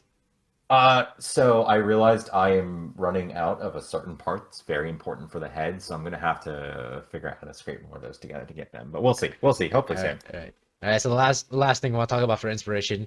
This Mhm. is definitely more so for Masep than me, but I definitely am sort of inspired by some art. I have an art piece that I'm currently inspired by now. By now, I have a piece of art of concept art that I'm currently inspired by to make a mock. I'm working on it slowly. Mhm. I haven't really gotten to it. I've made a little bit of progress here and there, but it's definitely something I definitely want to work on. I have some more concept art that I actually really want to work on as well, but I haven't figured it out properly how I want to fully execute it. But I can definitely see like some existing Lego pieces that could fit the role of parts that are on the in the artwork and Mhm. stuff like that. Yeah. As far as for me going to the art thing, I'm gonna skip ahead just a little bit to our recommendation for the day. So my recommendation is this guy who's on Instagram named Cosimo Galuzzi. I'm hoping I'm pronouncing that right. Um, he is an artist who's worked with Heart Machine, which is the studio that made Hyper Light Drifter and Solar Ash, two games I really like. And his art is just, I think it's really cool because it's like kind of got this creepy like sort of otherworldly vibe while being still super colorful. So it's like I think it's a weird mishmash of a lot of things that's very bright and has lots of pretty colors, but still kind of unsettling. I really like it. I've been following him for several months now, and it's would recommend go check him out. And he's been very, I guess, inspirational in the past series of mocks I've made with the people with the no faces with the obelisks. So Hmm. that's my recommendation for the day. Go check it out. Uh, nice. We answered that question. I guess the next one is by Matoro41, and he asks, "How'd you get into the hobby?" Hmm. Hmm. Um, for me, I mean, I think I alluded to this a little bit, but like I grew up with Lego, so and I was building my own things with it when I was young, so kind of been there the whole time. And when I got a little bit older, when I was starting to get in like middle of high school, I did switch over to like Technic stuff to get into more robotics because I was kind of trying to get into engineering, which I did get into engineering eventually, but come going into college, I kind of switched back to more just like character builds because I felt they got me a little bit more of an artistic outlet. So that's kind of it's just been a thing. But I had my first Lego set at like 4, so it's been here a while. Hmm. All right, And you? so for me, my experience with getting into Lego as a hobby is that, my most reminiscent experience with it is that when I was younger, I saw my brother had a Vaki, and basically as a spoiled kid, I was like, if my brother has it, I want it too. So I ended up getting Vorzak, which is the green Vaki, and then over the years, me and my brother would collect these bonkles together, and he would usually get the character that was associated with ice or like the white characters. I'd get the green ones. And but over like towards the initial end of Bionicle's run, so around 2010. He kind of fell off, so and I also ended up kind of falling off a little bit. It was between jumping between Lego and doing other hobbies. I picked up a big interest in things like card games and video games and stuff like that around that age. And then after Bionicle initially ended, I started getting more into the system side of system themes such as Atlantis, the original run of Ninjago from season one to the final battle, Shima, as well as some themes that are a bit old. I was a bit too late to properly enjoy, which was things like Power Miners and Exo Force. I got back into construction around the time that Hero Factory Breakout was just released, but also at the time I was playing the Pokemon trading card game, so I was kind of teetering between those two hobbies, never fully committing to one or the other. But I think I was leaning more into the Pokemon side of things. But I never did actually any sort of mocking with construction. I think I only did mocking with a bunch of the system stuff I had. Um, so for me, mocking kind of came like after I started getting back into it with the Hero Factory Breakout. I was never good at it, but I had a lot of fun just mixing around with a bunch of these guys who had like 3 points of articulation in their legs and arms and stuff like that. Hmm. All right, what's our next question? Looks like it is. What is your favorite mock of yours? So we did this. We were gonna answer Yeah, the question is favorite. by Oh yeah, Brionicles. yeah. Sorry, I didn't say the name. We were gonna answer our favorite of our own and our favorite of our co-host. So for me, my favorite of my own, and this is a little bit arbitrary because I have a lot that are like I would lump in the favorite category, that they're kind of all operating the same space in my mind. But the one, if I had to pick one, it would be The Last Sunrise, which is a scene I made that's basically in just two colors. It's all black on the ground in the figure, and then all red for the sun. I just really like this one because it was a lot of fun to make. I think it's one of my more striking pieces that I made. And for me, just like that first impression has become like a huge, huge part of what I look for in other people's mocks, is like the first initial reaction you get. And I think this one hopefully delivers that. And it was a lot of fun to make too. So You that made there's that this. one. Hmm. Oh, sorry, no, I was just gonna say that you made this for the masterpiece group's Yeah. monthly contest thing. So how was like I guess since we're here, might as well just quickly talk about like what were you going for when you saw the theme for this for that Oh, contest? I'm trying to remember which, because I think I was thinking of doing this a little bit before that started, and then they announced the theme, and I was like, oh, this is kind of apocalyptic. I can like lean into that a little bit more. I mean, the main thing I was wanting to go for was like, uh, I guess just the strike. Like I saw some art on Instagram. I don't remember who made it. I tried to find who made it, but I couldn't find it. Of like this something similar to this, where there's a figure hovering over water with just like red sky behind it, and I was like, I want to do something like that. Maybe not quite the same, but something similar. So I was like, I want to do it where it's just going to be two colors and then the background behind it. Um, and then I decided to go with red for the sun because I was like, okay, if it's going to be red, it's like the sun's progressed to like a red giant stage where it's getting near the end of its life.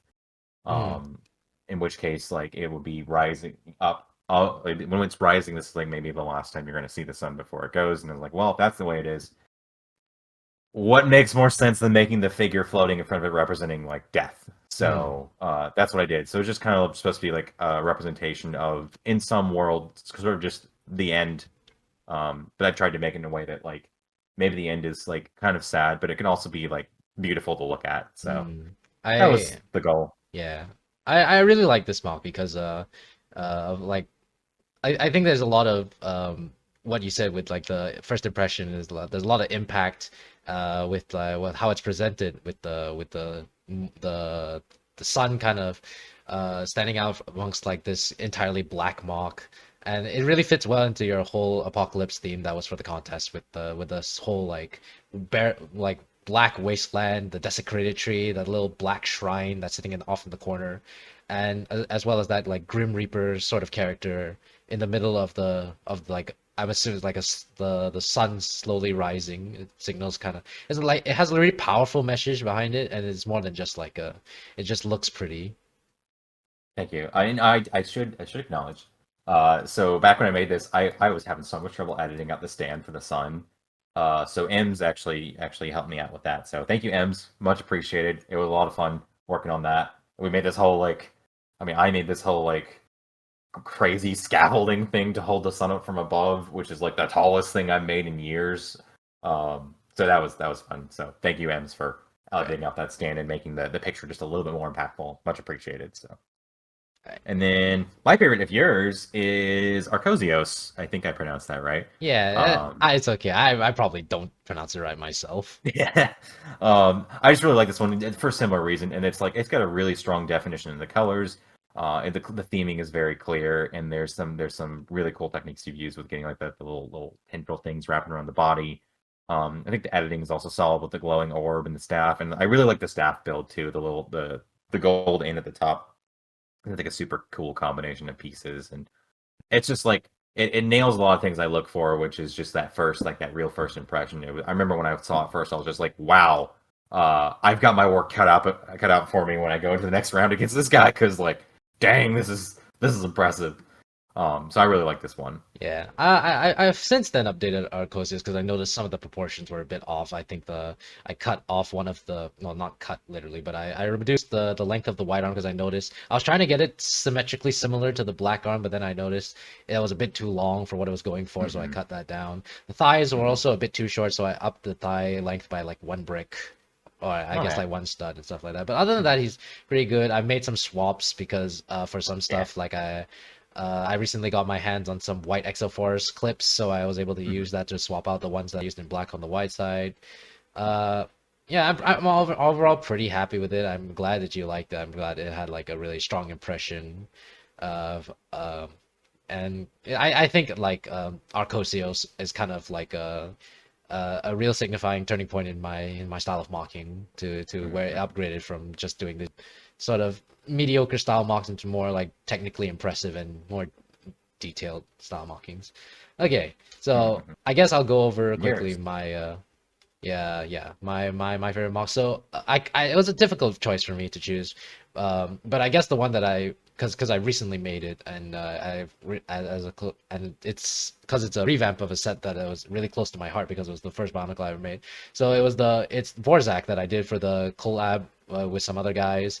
I really like this mock mainly because it uses a lot of techniques that I kind of learned throughout the mock league, as well as techniques that Mhm. I picked up from other builders like Jafa and the such over the years. Over the years, I act like I've been here for long. Over the year, the past year, Mhm. I was really proud of the head design. Originally, I was going for something a little more sort of organic in design because I was kind of coming off of the round five mock league mock that I made, which had a lot of like this sort of organic designs with the teeth and the tongue and stuff like that. That's what I was going for originally, but then I ultimately decided that since the Vakis are robots, I'm gonna make him primarily robotic, but I really like the head design. Even though it technically does not really fit the rest of the mock, I decided to keep it because it already looked really good. But this was Yeah. kind of the first time I built a mock. Sorry, but I'm just gonna Go ahead. go on for a little bit more. I really like this mock because the first time I was building with a lot of flex tube because the entire mock is actually built around one flex tube, and the torso and the pelvis area are just system constructions, and then the rest of the arms are built with a bunch of technic details. So I guess Vorzak is an accumulation of like what we mentioned before is the mixing of styles with the whole system and CCBS and G1 and what have you. Mhm. I really like the what you do with the head there. I remember I think that was one of the first things you showed me, and I really like how that turned out. Where it's like you're taking something that's a robot, but then you're putting this like organic twist on it. I think that's just a lot of fun.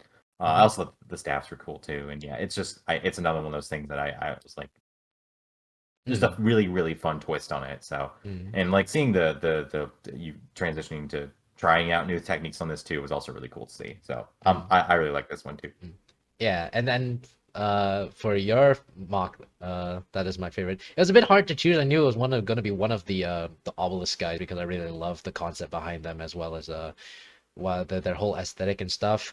Uh, to me personally, the one that's closer to my heart is probably Black Shield because I worked with you in like sort Hmm. of creating him. But in Yeah. terms of aesthetic wise, I think the one that's the most impressive to me is probably Ozhath, because mainly because Hmm. I'm a sucker for that whole tentacle eldritch looking design. Hmm. Um, and I really love like the rib cage design he used with it. You mentioned that it was like a sort of a no, not for Strack, but it was because Strack is the rib cage design was used on Nexado, but I really love the rib cage design. It's very close to like what like I imagine like a sort of corrupted the rib cage of like a corrupted zombified being would be, and the tentacles spewing from the back, kind of erupting. As I mentioned, that's a whole aesthetic I'm really going for. But the thing that really sold it to me for this character was that sort of broken obelisk face, because it's so unique to that one character compared to all the other three, and it just like I was super content with like the original head design you showed me, but then when you showed the one that Cesium recommended to you with the sort of broken face, it was like, that's the other for me. This is probably my favorite. Yeah, that was I was having trouble getting the head to work on that because like I had one design and it just didn't quite fit the aesthetic of the others. I tried another one, and it was just like a little bit too similar to the others.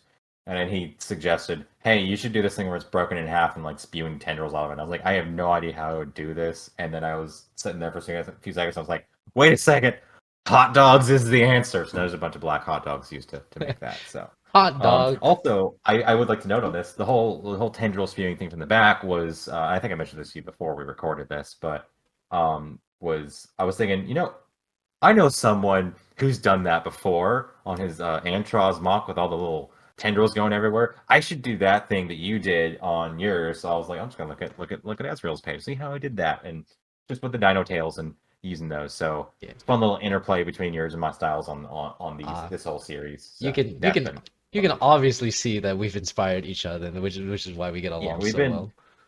we've been throwing mocks at each other for a few months now, so that's been fun. Yeah, I did may or may not have nailed him in the head with one or two. Got him. Now there is one more question that we got, which is very important. It's our friend Bency, and this is I think it was. Let me see if I got this right. It was how do you like your sandwiches cut diagonally or cut in rectangles? And my answer to that is I don't cut my sandwiches. What are you gonna do about it? I don't cut my sandwich. I eat them whole. Yeah, just the whole sandwich. Just shove it in there. Oh. Yep. That I guess I lean more towards MSEP is that it's a whole sandwich. I'm not gonna go through the trouble of cutting it into squares or rectangles or triangles or octagonals or what have you. Yeah, if I have to cut my sandwich, it's too big. Mm. That's my thing. But I guess the charm of like eating sandwiches like that are cut up is like you can enjoy them one by one, and it's like I guess it's a way of savoring the flavor. But I'd rather just get no nonsense and dive into my food almost immediately. Or it But could be some monster cut into three unsymmetric pieces. ah ah, disgusting. I don't I don't do that. I'm just saying you could do it. You could do it, but why would you? Nah, I don't know. Ah. And on that note, I think that covers most of our topics for this session. So Yeah. I think that it was a little bit chaotic, but I think that was a pretty good first attempt at a podcast. hopefully Hopefully you guys let too. I mean, if you stuck around this long, I guess you can't hate us too much, or maybe you do. I don't care. I'm glad you're here anyways. I'm pretty sure a lot of people already clicked off like not even 10 minutes into the video. Yeah, But I guess we'll find out. yeah, but we appreciate those of you who stuck around to listen to us rambling for this long. So Once again, this has been the Part Spin Podcast. Hopefully, there'll be more of these coming soon in the future. And you can find us on Instagram if you want to give your links on yours. yeah, so you can find me at the Ezreel the Blumenmachist on Instagram. I think it's just Ezreel or Blumenmachist on Flickr. Those are the platforms that both me and Mr. are probably the most active on. We probably have other platforms, but we're not using them as often for Lego stuff. Yeah, and you can find me at My Snail Eats Pizza or My Snail Eats Pizza 1 on Flickr and Instagram, respectively. Yeah, and if you want to send us a question, we will. If you follow us and keep up to date with our Instagram, we'll probably post more polls for when we're accepting questions, and usually around that time we'll be on when another episode goes up. But if you want to send us a question ahead of time, you could send it to us at partsbinpod@gmail.com. We'll probably throw up the the whole email on the screen by the time when we say that. But you can, if you have a question that you'd like for us to answer on the podcast, or even answer just in an email, just send it there. That being said, this has been the Parts Bin podcast with Ezra and MSEP. Thank you for watching. We'll see you another time. Bye bye. See you next time. Maybe.